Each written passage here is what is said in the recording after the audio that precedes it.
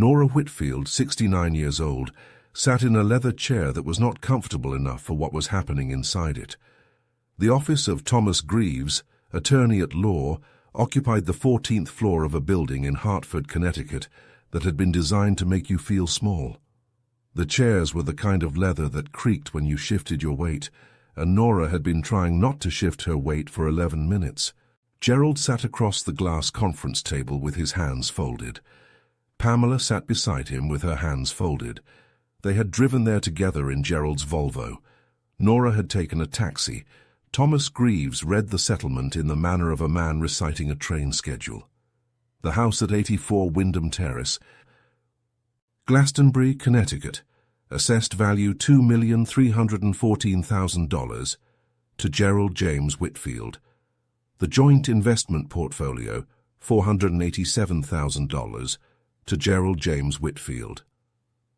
The Lexington Avenue savings account, $93,400 to Gerald James Whitfield. The pension, accrued over 38 years at Harrington and Cole Engineering, to Gerald James Whitfield. Then Thomas Greaves said without inflection, the property known as the Holloway Ridge Chapel, 1247 Holloway Ridge Road, Calais, Vermont 05648, comprising 1.4 acres, condemned by the town of Calais in 2019 for structural instability, assessed for tax purposes at $0, last occupied 1891, to Nora Celeste Whitfield. Gerald did not look at her.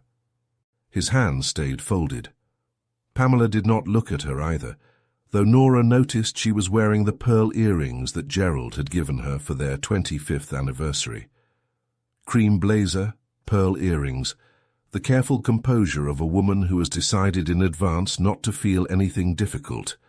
In the silence that followed, Gerald leaned slightly toward his attorney and said, just low enough to suggest he did not care whether she heard, "The division is fair. Her contribution to the marriage was largely domestic." He said it with the same dispassion with which a man might describe a completed infrastructure project, efficient, concluded, no longer requiring attention. Arthur LeMay, beside Nora, placed his hand briefly on the papers in front of him. His jaw was tight. Nora signed where she was told to sign. Her handwriting was perfectly steady. She had always had steady handwriting. It was a skill she had developed years ago, the ability to inscribe dates and names without trembling, because documents deserve precision. She picked up the property deed. The paper was cold. She folded it once and placed it in her purse. She did not cry in the room. She was 69 years old, and she had understood somewhere in the long middle of her life that certain kinds of grief belong only to you. But what Gerald James Whitfield did not know, what neither of them were curious enough to consider, was that Nora Celeste Whitfield had spent 2 years studying archival science at the University of Vermont before she had left school at 23 to build his life. That she could read an 18th century hand, that she knew with the precise instinct of someone trained to find what is hidden inside old structures, what certain silences in abandoned buildings sometimes hold. They had given her a ruin. They did not know what ruins sometimes keep. If you have ever been handed something that looked like nothing, something cold, something crumpled, something the people across the table did not bother to want, then you already know what Nora felt in the elevator going down from the 14th floor of that Hartford building. The deed in her purse, its weight, the way a thing can be simultaneously worthless and the only thing you have left. What Gerald Whitfield did not understand, on the afternoon he walked out of that conference room with $2.3 million and a woman, 31 years younger, on his arm, was that the property he had dismissed without a second thought had been sitting on a hillside in Washington County, Vermont, for 261 years. Waiting, the way old things sometimes wait for exactly the right person, not because Nora was lucky, because she was the only one left who could read what it held. If you've ever felt as though you were handed the wrong life, as though everything you gave vanished into someone else's story. Stay with me until the very end of this one. Because what happens next to Nora Whitfield is the kind of story that makes you believe, even when you have stopped believing in most things, that it is never, never too late to begin again. Welcome to Dreams Don't Age. She had been 23 years old when she met Gerald Whitfield at a faculty dinner in Burlington, Vermont, in the autumn of 1978. He was 30, already working in structural engineering, already the kind of man who entered a room with the settled certainty that he had already decided what was going to happen in it. Nora had been in her second year of archival studies at the University of Vermont, cataloguing 19th century land surveys for her thesis advisor, learning to read old documents the way other people learn to read faces, slowly, with patience, looking for what is hidden between the lines. Gerald had been charming that night. She remembered the way he had leaned forward to listen to her describe a 1847 deed she had been analyzing, a property transfer in Caledonia County that contained an error so small it had taken her 4 days to locate. He had asked questions. Later, she would understand that Gerald Whitfield had always been most interested in the things he did not yet possess. They married in the spring of 1988, after a 10-year courtship that Nora described to herself as patient, though a more accurate word might have been slow. She was 33. He was 40. She left her graduate program 18 credits short of completing her degree. She told herself it was temporary. She told herself a great many things that turned out to be temporary. They settled in Glastonbury, Connecticut, in a Victorian house at 84 Wyndham Terrace that Nora had loved immediately, and Gerald had agreed to purchase because it was large and the address was respectable. The house had been built in 1847. It had 14-foot ceilings in the front parlor, original wide-plank pine floors, and a brass door knocker shaped like a fox that Nora polished every spring and fall without ever being asked. For 36 years, she ran that house the way she had once catalogued old documents, methodically, carefully, with an attention to detail that no one particularly noticed. She maintained the garden, 240 linear feet of perennial borders that took 11 weeks to plant and 3 seasons to fully establish. She learned to repair Victorian millwork when it cracked, ordering historically accurate trim from a mill in New Hampshire, sanding it herself, painting it the exact shade of cream she had matched to a sample taken from beneath the baseboards.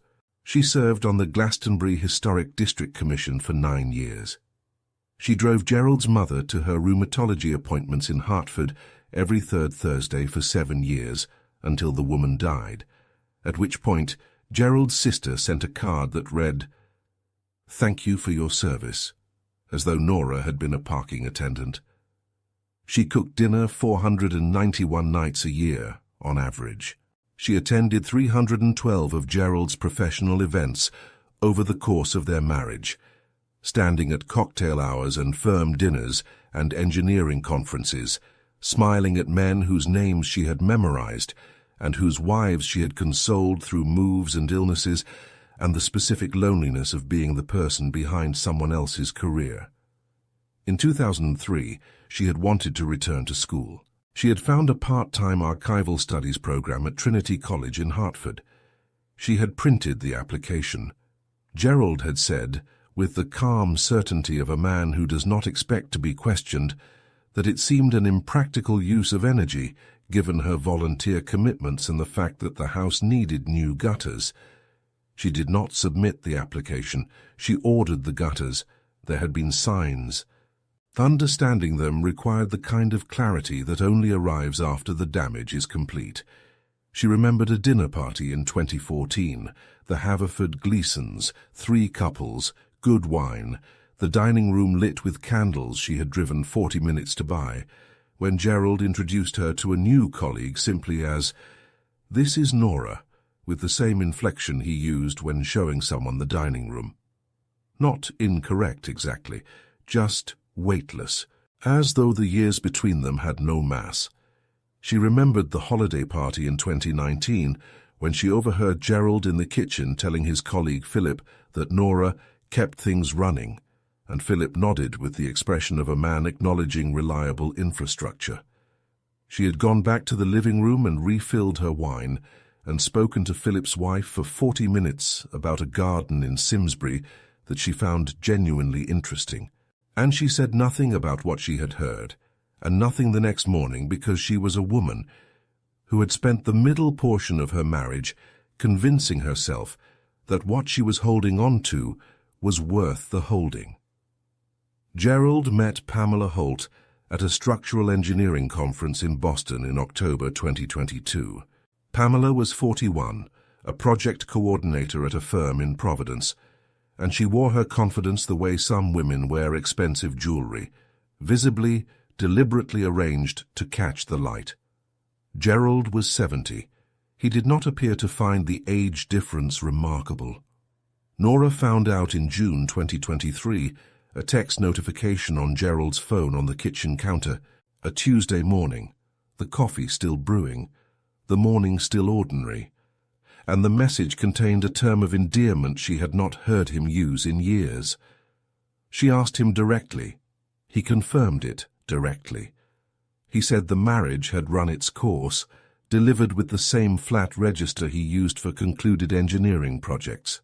He said Pamela understood him in ways that had become difficult in recent years. He said this standing in the kitchen of the house that Nora had restored and planted and polished and maintained for 36 years. She did not argue. She had never been a woman who argued. She called Arthur LeMay the following morning. The mediation took 4 months. Gerald had a firm of 3 attorneys. Nora had Arthur LeMay, one man with a precise mind and a pained expression, and a talent for thoroughness that proved in the end insufficient against the financial structure Gerald had built over decades entirely in his own name. Because Nora had trusted completely, the way you trust someone to whom you have pledged your life, she had never insisted on joint accounts. Her name was on the house, but the investment portfolios, the pension, the savings, those had always been Gerald's. She had no independent income history, no professional credentials, no salary to cite. She had 36 years of labor that could not be assigned a dollar value in the state of Connecticut that would have made a material difference to the outcome. Arthur LeMay had prepared her as best he could for the numbers. Still, on the morning of September 4th, 2024, in Thomas Greaves's conference room, hearing them spoken aloud did something to a place inside her that she had not known was still capable of being reached. Gerald and Pamela had arrived before her. She knew this because she saw the Volvo backed into its space on level 3 of the parking garage, the way Gerald always parked, and she sat in the taxi for 43 seconds before she went in. The conference room was cold. Gerald wore a suit she had taken to the dry cleaner twice. Pamela sat with her shoulders squared and her hands folded and her expression arranged into the specific blankness of someone who has decided the discomfort in the room belongs to other people. When Thomas Greaves finished reading, the silence was not empty. It was full of the specific weight of numbers, of years, of the precise arithmetic of a life being divided. Then Pamela said quietly, but not quietly enough, addressing the general air, the way women sometimes perform their cruelty for an audience of no one in particular. Her contribution was domestic. Gerald's been carrying this alone for decades. The word landed in the room and did not leave it. Gerald said nothing. He signed the documents. Nora signed where she was told to sign. She shook Thomas Greaves's hand because manners are not something you surrender in a conference room. She nodded to Arthur LeMay. She walked to the elevator. 14 floors. She watched the numbers descend. She sat in the back of the taxi on a side street in Hartford, Connecticut, on a Wednesday afternoon in September, and she put her face in her hands, and she cried the way women who have spent their lives being composed sometimes cry when they finally stop, without elegance, without restraint, with the full weight of 36 years coming through at once. Her shoulders shook. The driver kept the engine running and said nothing, which was exactly right. She cried for 8 minutes. She watched the clock. Then she found a tissue in her purse, dried her face, sat up, asked the driver to take her home. And she turned the word home over in her mind and understood, with the quiet precision that had always been her particular gift, that it was no longer true. She had 30 days. 30 days was what Arthur LeMay had negotiated as her transition period in the house on Wyndham Terrace. 30 days to remove herself from a life that was 36 years wide. Gerald did not return during those 30 days. He was in Providence with Pamela, and his closet had been quietly emptied sometime in August in advance, the way he arranged all his departures, thoroughly without sentiment, leaving nothing undecided. What arrived instead, on the 2nd day of October, was a woman named Vanessa from Hartley and Associates Interiors, with a measuring tape and a tablet, and the efficient manner of someone hired to replace one person's taste with something more contemporary. Vanessa moved through the rooms taking measurements without asking permission, because she had not been instructed to, which meant Gerald had not thought to include that instruction, which meant he had stopped thinking of the house as a space Nora still occupied. Vanessa measured the front parlor, 14 feet 2 inches ceiling height, and said to someone on her phone that the millwork would have to go. Nora was standing 6 feet away. She said nothing. She went to the kitchen and made herself a cup of tea and sat at the table with the property deed open in front of her and read the address again. 1247, Holloway Ridge Road, Calais, Vermont, 05648. The way she had always read old documents, looking for what was actually there. The nights were difficult. She woke at 2:09 and sometimes at 3:17 and sometimes at 4:40 and lay in the dark of the bedroom that was no longer her bedroom, calculating. Social Security, $1,340 a month. Personal savings, $7,240. A small account Gerald's attorneys had not considered worth the paperwork. After basic necessities, food, gas, a phone, whatever heat a condemned Vermont building might require, she calculated she had approximately $56.40 a month remaining. In a structure condemned for structural instability. In Washington County, Vermont, in late October. On the night of October 8th, she walked downstairs at 3 a.m. and stood in the front parlor, 14-foot ceilings, plaster medallion she had restored in 2007, wide plank floors she had refinished herself, and she listened to the house the way she had always listened to old things, for what they were actually saying beneath the surface noise. The house did not comfort her. That was fine. She had stopped needing it to. She packed on weekends. 36 years reduced to 4 suitcases, 3 boxes, and a folder of documents she had kept in her own name. The deed, her Social Security papers, her UVM transcripts from 1977, the Washington County property records she had requested from the town of Calais and received by email.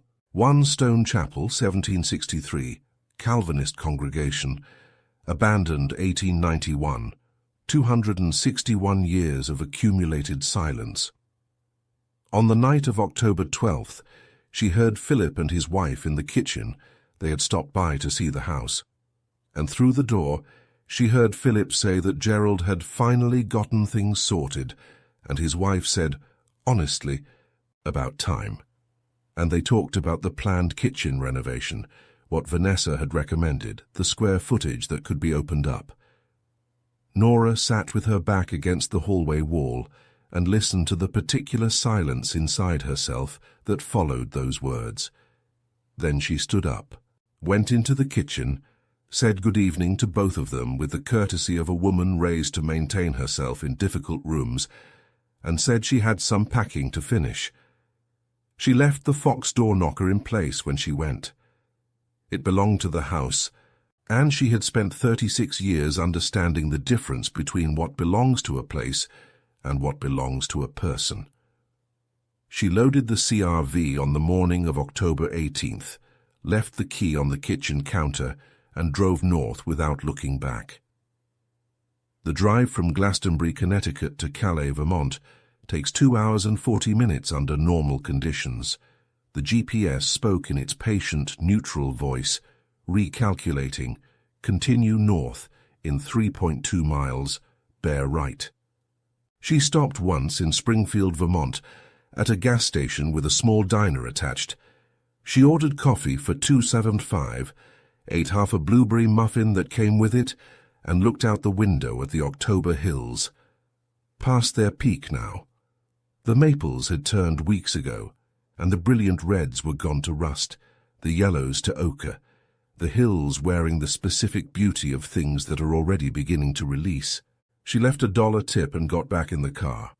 North of Montpelier, the GPS directed her off Route 2. The road narrowed, then narrowed again.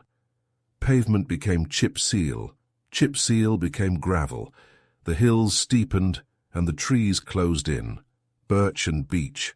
Their leaves nearly gone now, the white trunks pale in the grey October afternoon light. In 0.4 miles, the GPS said, turn right onto Holloway Ridge Road. Holloway Ridge Road was 2 tire tracks through high grass with a spine of weeds down the center, climbing through second-growth forest. The CR-V took it at 7 miles an hour. A branch dragged along the passenger side. A stone struck the undercarriage. You have arrived at your destination. She stopped the car and sat for a long moment with the engine running. Then she turned off the engine and looked. The chapel sat at the crest of the ridge in a clearing that the forest had been slowly reclaiming for decades, surrounded by young birches that had grown up through the old yard and were now 20 feet tall and pressing close on 3 sides. The structure was fieldstone. Dry stacked, she noted with the automatic eye of someone trained to read old construction, and the walls were standing. All 4 of them. More than the condemnation report had led her to expect. The roof had partially collapsed at the eastern end, open to the sky, and through the gap she could see birch branches growing inside the building, which meant the collapse had been gradual, years ago, long enough for trees to take root in the rubble. The double door at the western end, heavy wood and iron hinges, was sealed by decades of swelling and damp. The small windows on the west wall were intact. One on the north side was broken. When she opened the car door, the smell was cold and damp and mineral. Dead leaves, wet stone, the deep particular scent of old things that have spent a long time exposed to weather without anyone to care for them. A crow moved somewhere in the birches. The wind came off the ridge in one slow push and stopped. It was 4:47 in the afternoon.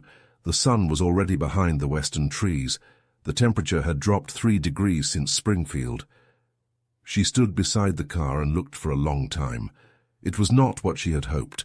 It was not precisely what she had feared.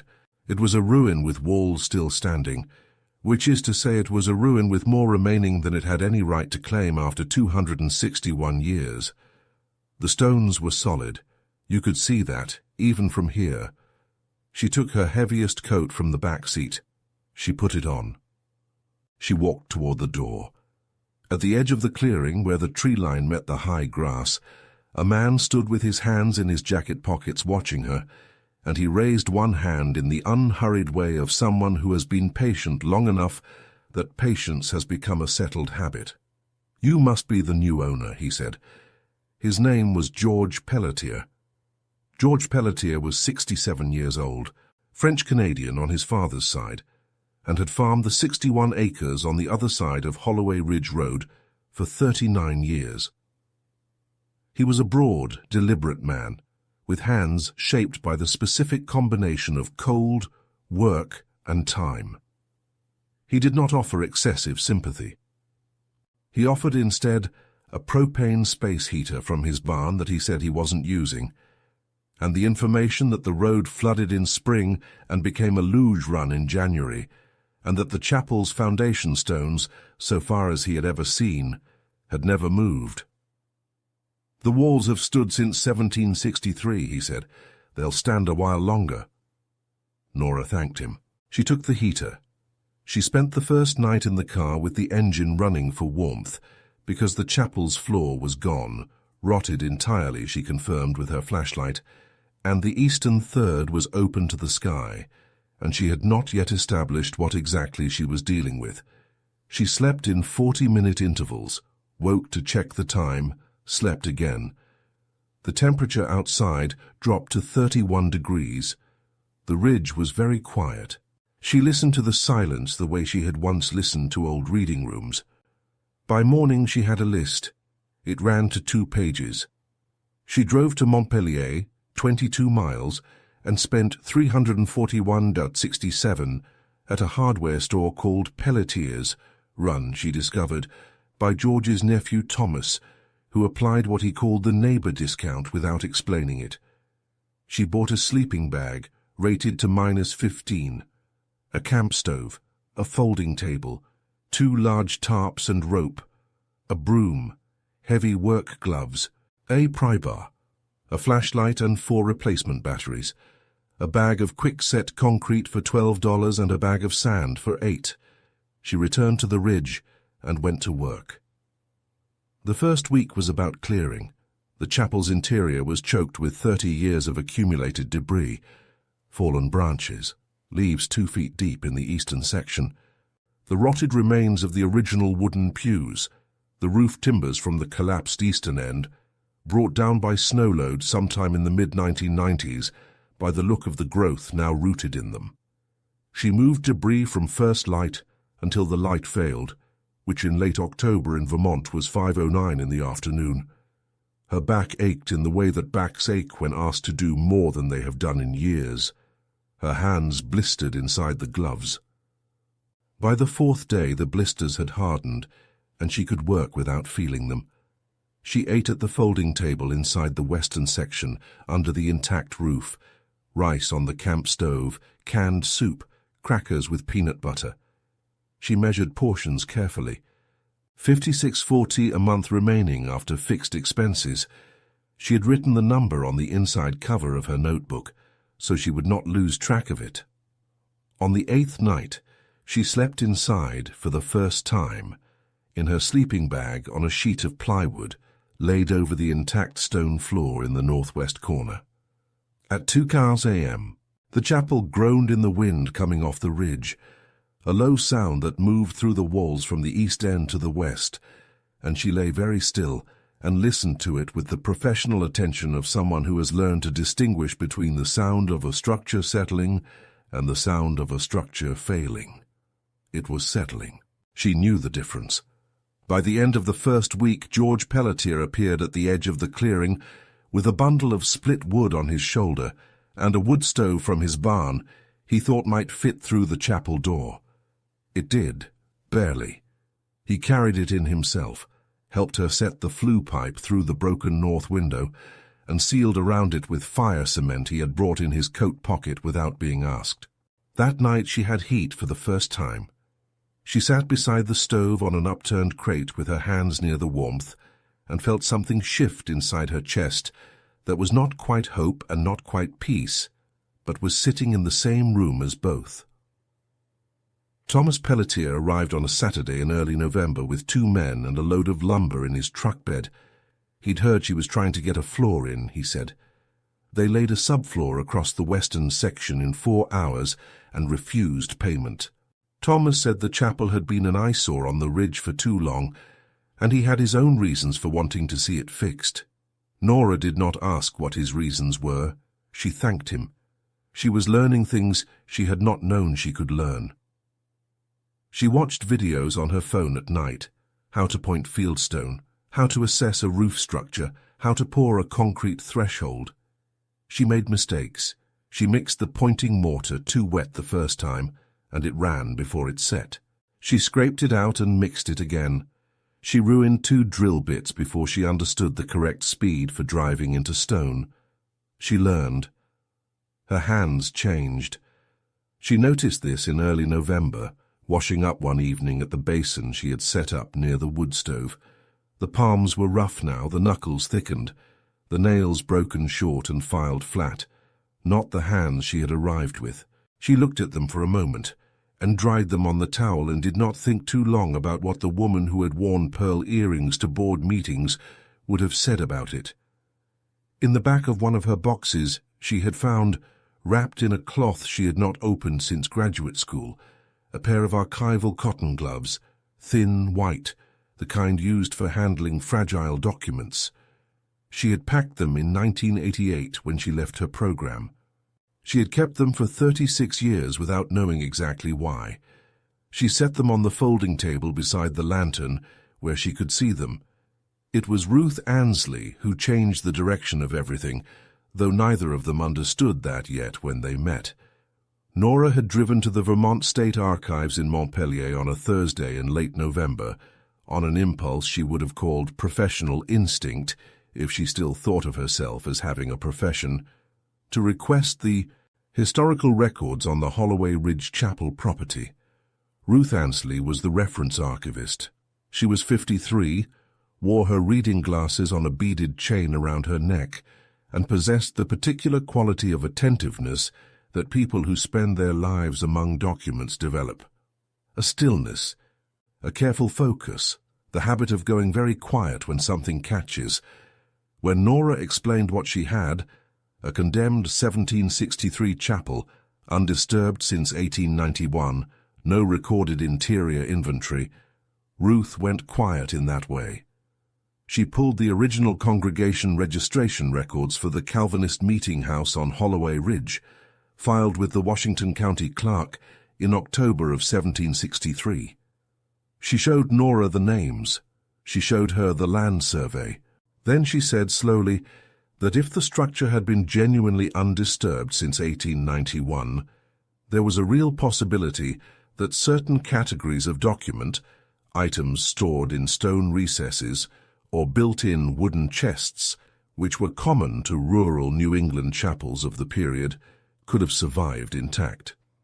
The congregation clerk would have kept records, Ruth said, correspondence, and there were men in Washington County in the late 18th century who were naturalists, botanists. Several were also congregation members. It was a small world. She paused. Then she said, "These old chapels sometimes had document cavities built directly into the stone, sealed, built to last." Nora drove home up Holloway Ridge Road in the dark and sat by the wood stove and looked at the walls of the chapel and thought about what it means to seal something inside the fabric of a structure. What gets built in? What remains when everything visible has been taken away? A structural engineer appeared unexpectedly on a Saturday morning in late November, Henry Okafor, 44, from Burlington, hiking the Ridge Trail, who had stopped when he noticed the chapel from below and come up out of professional curiosity. He had the easy, unhurried attention of someone who understood buildings from the inside. He spent an hour examining the walls, the remaining roof structure, the foundation stones. He said the western two-thirds of the structure was sound. Better than sound, actually. The dry stack technique of 1763 was paradoxically more resilient than mortared stone in certain freeze-thaw conditions. The walls had been laid by people who knew how this particular land moved. He looked around at what she had done in 5 weeks and said, "You're actually doing it. People in town were saying you'd be gone by Thanksgiving." Nora said, "It's not Thanksgiving yet." He smiled. He came back 3 times after that, always on weekends, always with some specific and useful knowledge. By the end of November, the chapel had a floor, a functioning stove, a patched north window, and a woman inside it who was sleeping 8 hours at a stretch for the first time since June. One morning she woke before dawn and lay in the sleeping bag listening to the ridge in the dark, and she recognized faintly and without ceremony something she had almost forgotten the texture of. She thought, "This is what it feels like to be inside your own life." She found it on a Thursday in the first week of December. She had been working on the east section for 3 days, the collapsed portion, open to the sky, moving debris stone by stone with the methodical attention she had found to her own surprise, genuinely restorative. Not thinking about anything except the next stone, the next weight. On the afternoon of December 6th, she levered a section of collapsed roof timber and found a stone beneath it that was wrong. Not broken wrong, not displaced wrong, just wrong. The surrounding stones were random fieldstone, irregular sizes, laid in the dry stack style. This stone was cut, rectangular. Uniform edges fitted precisely against the two stones on either side of it. Approximately 14 inches by 8 inches, set at a height of 30 inches from the original floor, the height of a person's hands reaching into a wall. She stood and looked at it for a long time. She got the pry bar. She worked it in at the upper edge gently, the way she had been trained to work with fragile things. Find the place where it wants to move and assist it, never force it. The stone shifted. She worked the bar along, shifted further. She got her fingers in and lifted. Behind the stone was a cavity approximately 18 inches deep. Inside the cavity was a rectangular tin box, 16 inches by 10 inches by 4, with a hinged lid, dark with age. The surface rough with old rust but intact, completely intact. She sat down on the floor of the east section and set the tin box in her lap. She sat there without opening it for perhaps 2 minutes. Then she opened it. Inside, beneath a sheet of oilcloth that had done its job for what she would later calculate was approximately 230 years, were documents. Letters. Folded, sealed with wax that had dried and cracked but held. The script on the exterior was an 18th century hand, formal, precise, the kind she had spent her second year of graduate school learning to read. The dates on the outermost letters read 1776, 1778, 1781. Below the letters, wrapped separately in a second piece of oilcloth, was a journal. Hand-bound, small, its pages thick with age. She opened it to the first page with fingers that were— She noticed this with a kind of distant interest, absolutely steady. It was a botanical record, plant names in Latin, in the same careful hand, dates from 1788, 1789, 1792, and pressed between its pages, flat and dried to a near translucency, botanical specimens. Leaves, flowers, seed structures from the Vermont forests of the late 18th century, catalogued by someone who had stood in these same hills 200 years before she did. She called Ruth Ansley from the floor of the ruined east section with the tin box in her lap and her hands shaking for the first time since September. Ruth drove out the next morning. She sat across from Nora at the folding table with her reading glasses on and a pair of archival gloves. Nora had offered hers, the ones she had kept since 1988, and she examined each document in careful silence. It took 40 minutes. When she looked up, her expression was the one she had gone quiet with that day in the archives. "Nora," she said carefully, "these letters are from 1776 through 1783. The subjects and signatories referenced, if these are what I believe them to be, correspond to documented Green Mountain Boys correspondence that historians have been trying to locate for decades. The congregation was involved. This is significant." She paused. "And the Botanical Journal. Do you know the name Ephraim Hollis, Washington County naturalist, late 18th century? There is one confirmed Botanical Journal attributed to him. This would be the second." Nora said she did not know the name. Ruth said that was all right, and that she was going to make some calls to the University of Vermont, and that perhaps Nora should put the kettle on. Nora put the kettle on. She stood at the camp stove watching the water come to heat and felt, moving through her in a slow wave, something she could not immediately name. Then she could name it. It was the feeling of being exactly in the right place for exactly the reason her entire life had quietly been shaping her to be. She laughed. She covered her mouth with her hand. She laughed again, then cried, then did both at once, and the kettle began to whistle, and the December wind moved through the birches on the ridge outside. 2 faculty members from the University of Vermont, a historian and a botanist, drove up Holloway Ridge Road 5 days later and spent 4 hours with the documents.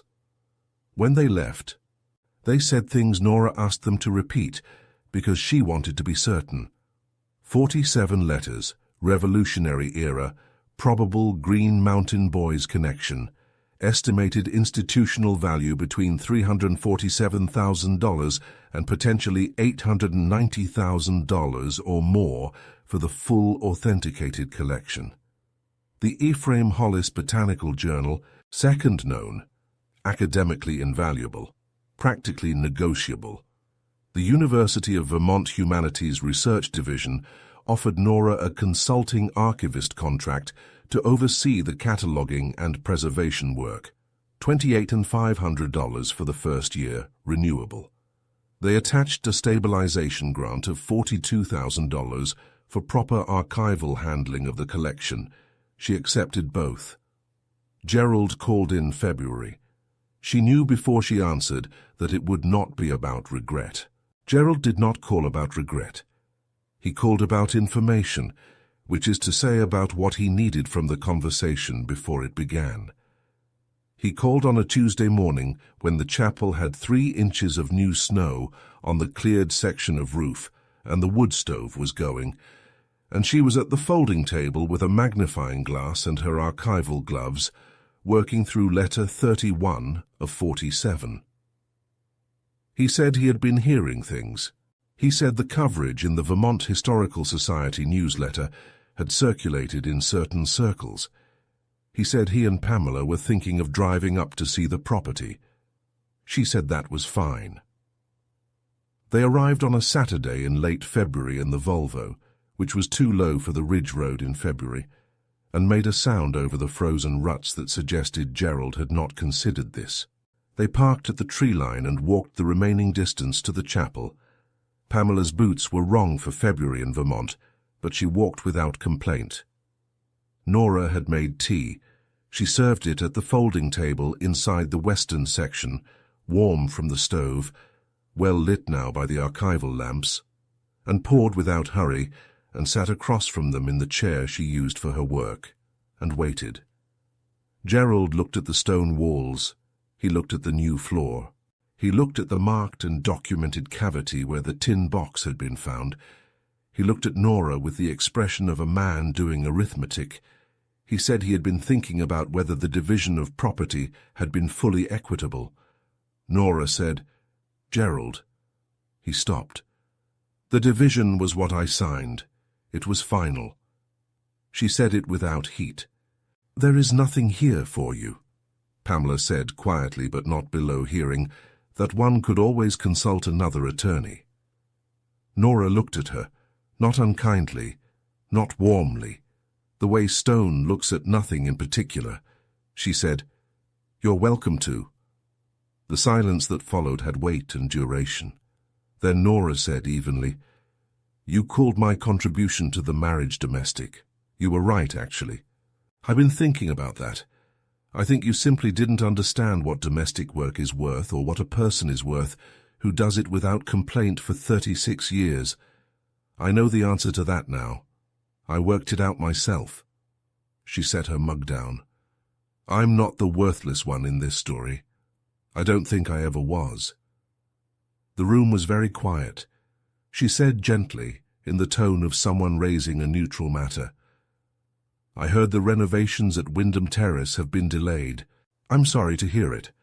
Gerald went still in a way that was different from his usual stillness. He had not considered, or had not let himself consider, that she had sat on the Historic District Commission for 9 years, that she had been on the panel that placed the 1847 Victorians on Wyndham Terrace on the Connecticut State Historic Register in 1998. That the preservation lien was in the public record and attached permanently to the property.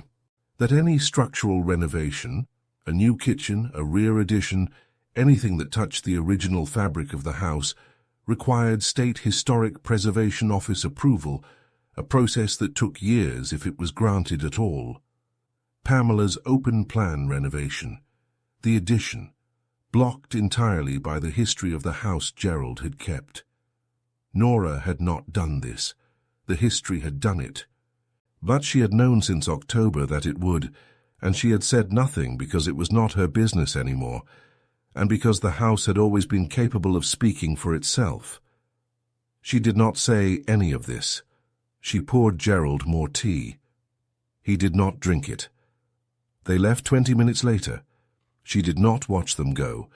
She was already back at the folding table, archival gloves on, letter 31 open before her.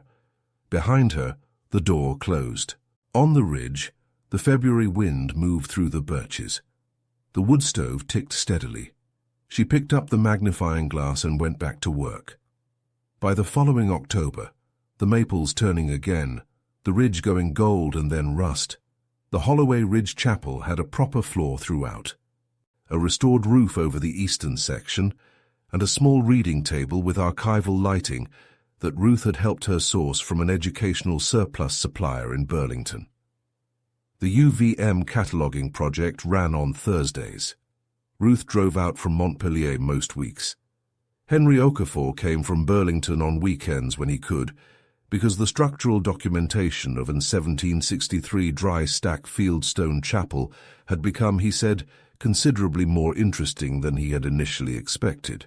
George Pelletier continued to appear at intervals with firewood and occasionally with food, and had taken to sitting by the wood stove on Friday evenings, saying very little, which was a form of company Nora had come to value more than she would once have thought possible.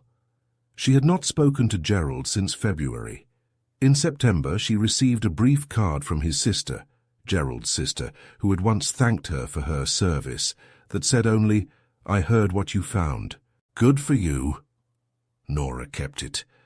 It was a strange kind of accounting, but she kept it. She thought about Gerald less than she had expected to. This surprised her more than anything else. What she thought about, in the mornings before the others arrived and the chapel was still, and the October light came through the restored west windows bent slightly by old glass, golden and imprecise. What she thought about was the young woman who had learned to read old documents in this same state, in a different building, in what felt now like a different life, who had set those skills aside because she had been told, gently and then less gently, that other things were required of her. The documents had waited 230 years for someone who could read them. She had waited 69 years to come back to herself. She thought those were about the same span of time, in the ways that actually matter. George, Ruth, Henry, Thursday cataloguing sessions, Friday evenings by the stove, the neighbor discount that Thomas never explained and never stopped giving, the UVM postgraduate student who had started driving up on Tuesdays to assist with the transcription, and who had begun, quietly, to feel like someone Nora had known for a long time. She had not chosen them.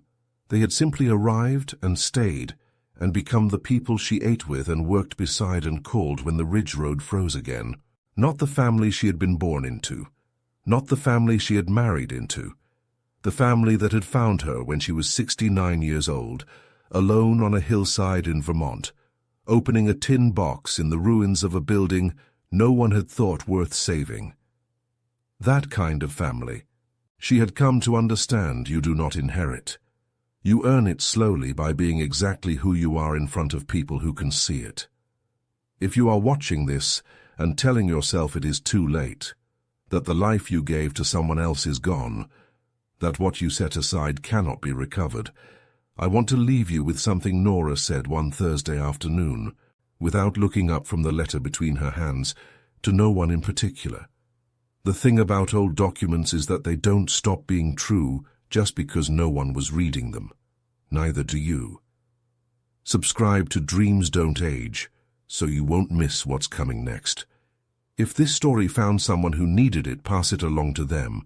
And if you've ever felt erased by the life you gave to someone else, leave one word in the comments. Just one. You'll know which one it is. This story is a work of fiction created for entertainment and inspiration. All characters, events, and locations are fictional. AI-generated images and videos were used to illustrate and dramatize the narrative.